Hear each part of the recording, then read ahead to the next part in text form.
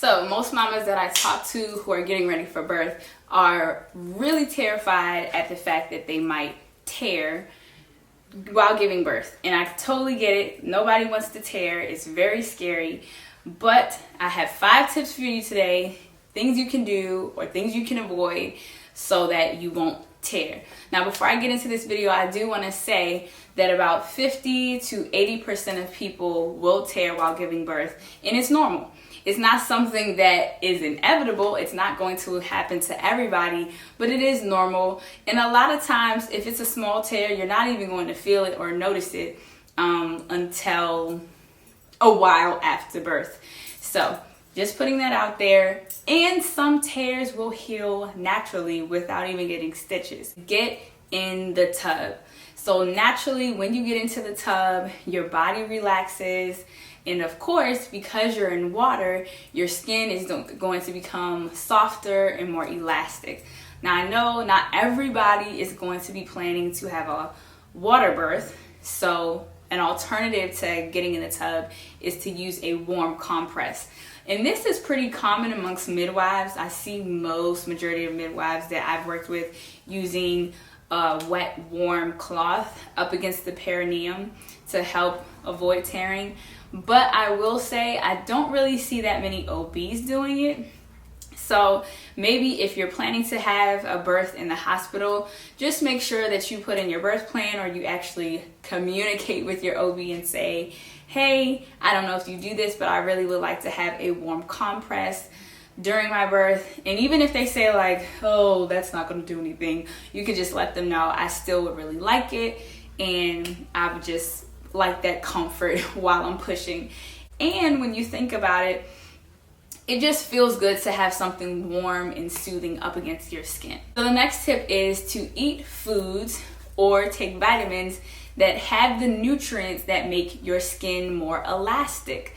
So what are these nutrients? It would be vitamin A, vitamin B, vitamin E, silica, and essential fatty acids. So make sure that you are getting those things in your diet, either through a vitamin or through your food, because those will help your skin to be more elastic.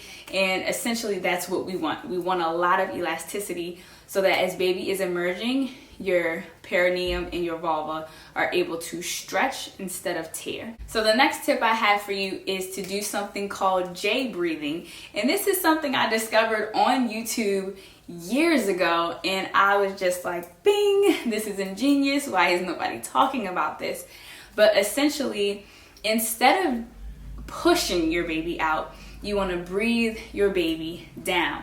Now, I know most people come from the school of thought that you have to push your baby out, but the reality is your uterus is going to push your baby out. You don't really have to do anything extra on top of that in a normal scenario. Now, of course, you might have a baby that has a malposition, so maybe you have to push because it's hard for them to get through the canal without a little extra help, or you might have a situation where there's heart decels and you really need to get baby out like ASAP, so you have to push. So of course, in those scenarios or any other variations, you would push. But if everything is fine, if baby's heart sounds good and you've got time, there's no stress, there's no emergency, you don't need to push. And I know that sounds so counterintuitive to everything we know about birth, but it is better for you to keep your mouth open, for you to keep your jaw relaxed, and instead of thinking about pushing down, or if you're laying on your back, pushing out, you want to think about taking a deep breath in and sending the breath out in the shape of a J. So like this. And you can visualize your baby coming out and like this. And essentially that's what your baby is going to do, because when your baby comes out, you're going to grab them or someone's going to grab them and put them up to you. So it does make like a J shape. But we also want to do this to promote the fetal ejection reflex. And essentially what that is again, when the mother or the birthing person is relaxed enough so that the uterus is doing all the work. And what happens is there's this buildup of oxytocin and there's a slight adrenaline rush, and the uterus has these forceful pushes to push the baby out in maybe 3 or 4 surges or 2 or 3 surges. And I'll link a video down below so you can see this in real time, what fetal ejection reflex really looks like. But from what I know, most of the people who experience FER do not tear. I wanted to take a moment here to pause and say, if you experience the fetal ejection reflex, it's likely that your baby will come out pretty fast. And sometimes babies shoot out so fast that the perineum doesn't have time to stretch. So you can still tear. But there are also people who experience the fetal ejection reflex, like myself, whose babies come out really quickly, but they don't shoot out super fast. It still was enough time for my perineum to stretch so that I didn't get any tears. But it's not a blanket statement. Everybody's body is different. Take it with a grain of salt. And I think it has to do with the body being in sync. The muscles are relaxed in all the right places, and the muscles that needs to be pushing and contracting are doing what they need to do, and there's no resistance. When you push while your uterus is contracting, yes, it will effectively get the baby down and out, but you're putting tension on top of tension. The uterine muscle is already creating tension by contracting, and then you're adding tension onto that, which is you pushing down, and you're tensing your muscles. And you have to think, isn't it hard for something to stretch if it's tensed up? You have to relax. So there's the explanation of that. J breathing, not pushing, per circumstances around the situation. Now the next tip is something you want to avoid: pushing for too long, or what a lot of people call purple pushing. You've been pushing and pushing for so long that your vulva is swelling. And if you begin to swell, if your vulva and your perineum begin to swell from all of the intense pushing on that area, then it's going to make it very difficult for your perineum and your vulva to stretch. Because you think about when something swells up, it gets tight to the touch, you can't stretch it out. So if you're pushing for an hour and it's clear that progress is not being made, and you're getting tired, and you might even start to notice, or someone else might notice, that you're beginning to swell, it's time to pause and take a break. There is no rule, again, unless there's an emergency, there's no rule that you have to push your baby out. You can breathe your baby out.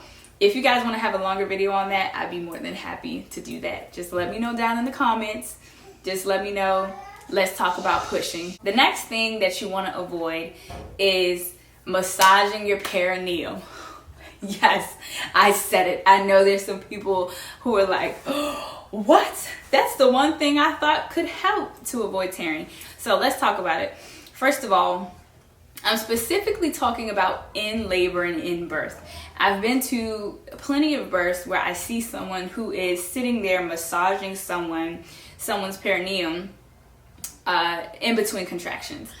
And the problem with this is that you can overstimulate the tissue. And when you think about it, it's like you can't sit there and manually stretch the tissue as if it's going to remain stretched. It doesn't work like that. It's not like a rubber band where if I keep going like this, eventually it's going to be stretched out. It doesn't work like that. And even if it did, it would take a lot longer, not just those, few minutes in between contractions, for you to stretch that tissue out. You only need the tissue to stretch as the baby's head is emerging. So what you're doing in between all those contractions is you're overstimulating the tissue, which can lead to swelling, which can lead to tearing. Also, it's really freaking awkward. I'm gonna be honest with you. When you've got someone sitting there and your legs are up and your vulva is exposed and you're going through a really difficult contraction, and then when you finally have a moment to breathe, you've got someone just going away at your perineum, it's awkward.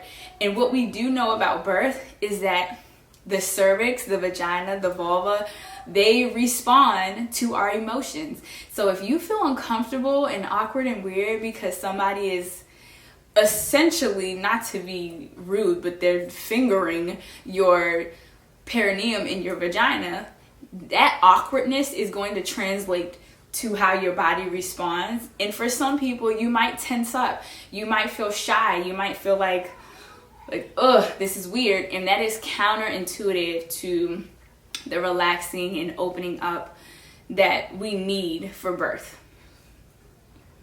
Also, I just want to throw in there that the evidence on massage, perineal massage for birth and not tearing, it is all over the place. So after you watch this video, if you go and Google search perineal massage, you're going to find loads of articles, mostly probably written by birthing people, who say, I did perineal massage and it worked and I didn't tear, or I only tore a little bit. And then you'll also find loads of information that says this is not effective. If anything, it can maybe help if you do it in pregnancy over a sustained amount of time. But in all honesty, the vagina and the vulva were made to birth.